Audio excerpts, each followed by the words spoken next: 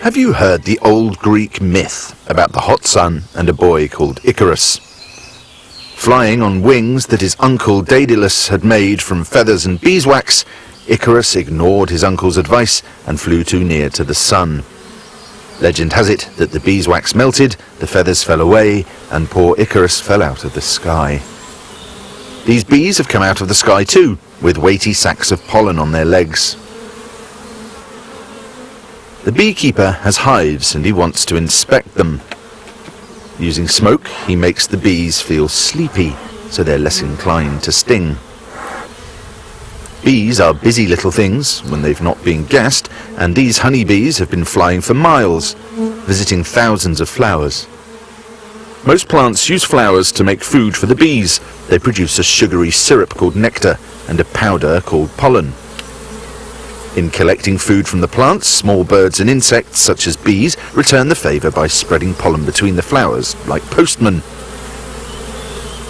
This suits the plants as they need each other's pollen to fertilise their seeds, so it's all thanks to the birds and the bees that plants reproduce. Inside the hive, the bees make wax and build it up to structures called honeycombs, six-sided cells into which the queen will lay her eggs. And there she is, marked out by the beekeeper with a spot of blue paint. She's moving among her workers and checking their loyalty with her feelers. All the bees of a hive have their jobs to do, like fanning, for example, to keep the colony cool. Another of the workers' jobs is to feed the youngsters with the nectar.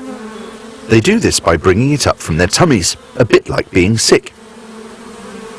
The beekeeper will take some of this nectar to make honey, but to make candles we need the waxy structure of the honeycomb itself. Once the honey has been poured off, the honeycomb can be melted down with heat and set into waxy blocks. These blocks are from African bees, and they will make excellent candles.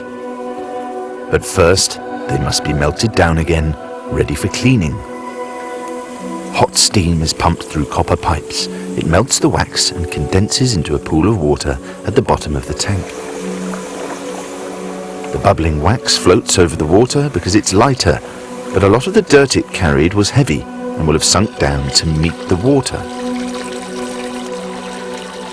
Muddy from the dirt, the water is drained off into the gutter by a low-down tap. It's important to turn the tap off at just the right moment before the wax comes through, making a ghastly mess of the drains. The wax it leaves behind is much improved, but it's still filled with the tiny particles of dirt that wouldn't sink, so to draw them out, we add something that you could easily think would make matters worse. Activated carbon. Filthy old soot is what you and I would call it. It's an odd thing to think that adding filthy old soot can clean something, but it works with the help of a very magical ingredient, Fuller's Earth, a completely natural mineral that loves to absorb the dirty bits. The soot and earth clump the impurities together, so when everything is pumped through a filter cloth, only the purified wax will emerge from the other side, looking absolutely superb. As poor old Icarus discovered to his cost, hot wax can be soft or molten.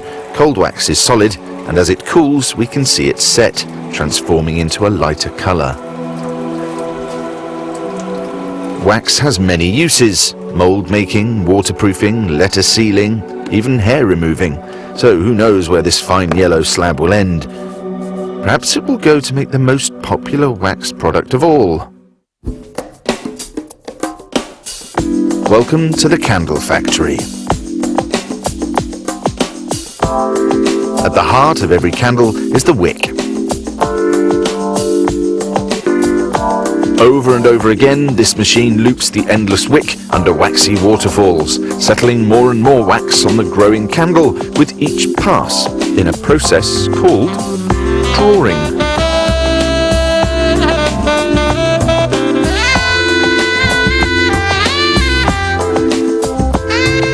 Candle makers are known as chandlers. This one is dipping the wax in water to cool it down a bit.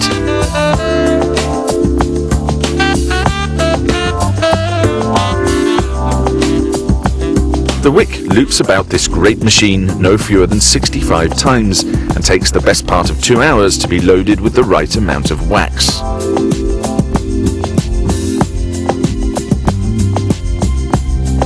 After drawing comes quartering, but here the world's longest candle is chopped down to size by the executioner's axe.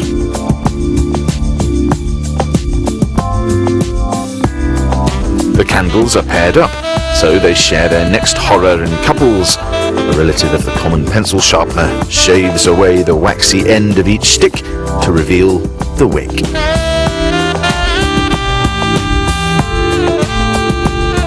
A similar method of candle making is called dipping, where a wick is plunged in and out of wax until thickly coated.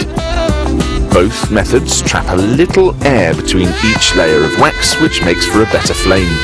The next technique we will see is far more straightforward and requires little more than an old teapot.